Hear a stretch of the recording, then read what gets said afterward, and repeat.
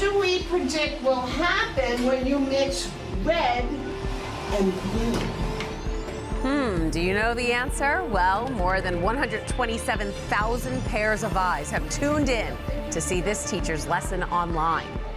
Hi, I'm Christine Persichetti. Maureen O'Brien posted that STEM lab lesson for the parents. But what the teacher at St. Andrew Avellino Catholic Academy in Flushing didn't expect was for her classroom video to go viral. As Currents News' Jessica Easthope reports, her simple experiment is encouraging kids to have fun while they learn. Ariana jumped over the fence. It's just another Wednesday in the STEM lab at St. Andrew Avellino Catholic Academy in Flushing. This is what one of Maureen O'Brien's pre-K science experiments looks like. Teaching is about creativity.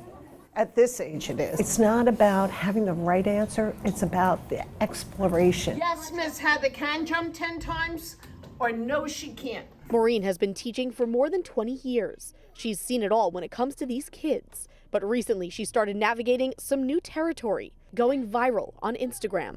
I think it's hysterical. And I went viral. I don't know if that's good or bad. I'm not even on Instagram. What will happen when you mix red and blue? This video of one of her recent experiments has more than 127,000 views.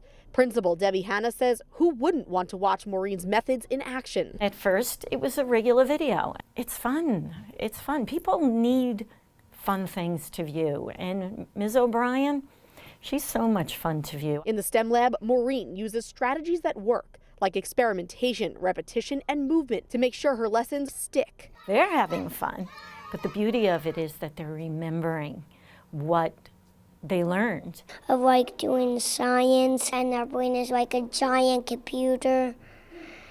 And that's like crazy. We use energy and we use our gravity. And our brain gets even bigger because we learn. In class, she addresses the students as scientists, empowering them to come to their own conclusions. I don't look for perfection, I look for effort, and that's my goal. You know, to give them confidence to learn. Scientists of the world! Yeah. Even if Maureen's viral moment ends soon, Good job.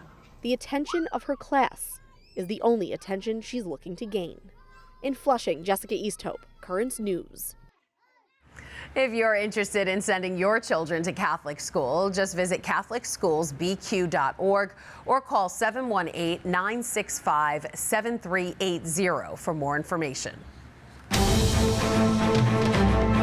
Developing now, a pro-life win from a federal appeals court. A Texas judge ruled Tuesday that emergency room doctors are not required to perform abortions in order to stabilize a patient. The lawsuit stemmed from guidance released by the Department of Health and Human Services in July of 2022. The state of Texas argued the guidance was an overstep that would, quote, force abortions. The ruling comes as the pro-life movement is trying to create a culture of life in this country. And one of the ways they do that is with the annual March for Life. In just over 2 weeks, tens of thousands of people, including many from the Diocese of Brooklyn, will head to the nation's capital to support the unborn. While Roe v. Wade was overturned in June of 2022, many states have still passed laws that endanger a baby in the womb. And the participants in the March for Life hope to change the culture, making abortion ultimately unthinkable. This year, those marchers will be taking a slightly different route, one that symbolizes the victory of Roe v. Wade being overturned and maintains a pro-life presence in Washington. They'll march past the Capitol, finishing between that building and the Supreme Court. The March for Life will kick off on Friday, January 19th. Be sure to tune in to Currents News and the tablet for continuing coverage of the event. U.S. officials are stepping in, demanding a Nicaraguan bishop and other imprisoned Catholic leaders there be released. The statement by the U.S. Department of State said leaders like Bishop Rolando Alvarez are being, quote, unjustly detained. Bishop Alvarez has been in captivity for more than 500 days, convicted last year of treason by the regime of President Daniel Ortega. Bishop Alvarez is one of more than a dozen Catholics currently facing persecution in Nicaragua. Here to tell us more about that is the national correspondent for the Tablet and Crux, John Lavenberg. Hi, John. Hi, Christine. So, John, tell us what kind of conditions are imprisoned Catholics like Bishop Alvarez facing there? Yeah, so all we really know about Bishop Alvarez's condition is that he's being kept in isolation. So that's all we know. In the State Department, as they noted, the Nicaraguan government won't allow an independent review of the conditions he's being kept in. And they also have been publishing staged photos of him with doctors that they say only increases the concern they have about his well-being. And ahead of the new year, the government arrested another bishop in Nicaragua, Bishop Isidoro del Carmen Mora Ortega. What can you tell us about his arrest? So according to local media reports, Bishop Mora was arrested December 20th on his way to celebrate a local confirmation. That comes a day after he celebrated a mass where he asked parishioners to pray for Bishop Alvarez, which reportedly is what has gotten him and other priests and seminarians arrested.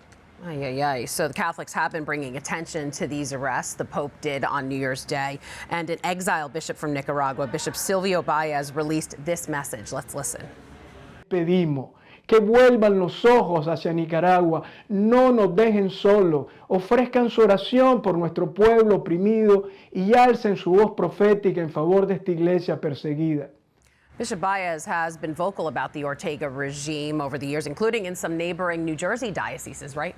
That's right. And last May, Bishop Baez visited with Archdiocese of Newark and Diocese of Patterson Hispanic priests, where he told them to not be discouraged about their vocation despite the persecution of Catholics in Nicaragua and the hardship that just comes with being a priest in the modern days. And then Bishop Baez previously, last January, he was actually in the Diocese of Brooklyn visiting a local church where he told parishioners to please pray for Bishop Alvarez and all those Catholics in Nicaragua. And we will be praying as well. John Lavenberg, national correspondent for the Tablet and Crux, thanks for being here. Thank you, Christine. You can read more about the persecution of Catholics in Nicaragua online at thetablet.org. And finally tonight, close to 20,000 young Catholics are in St. Louis, Missouri this week. The Seek 24 conference is hosted by the Fellowship of Catholic University Students, or FOCUS.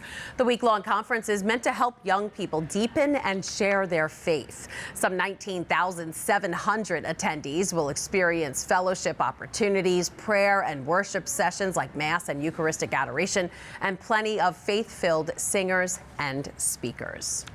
And that is this Currents News Update. I'm Christine Persichetti. Thank you for joining us, because we are putting your faith in the news.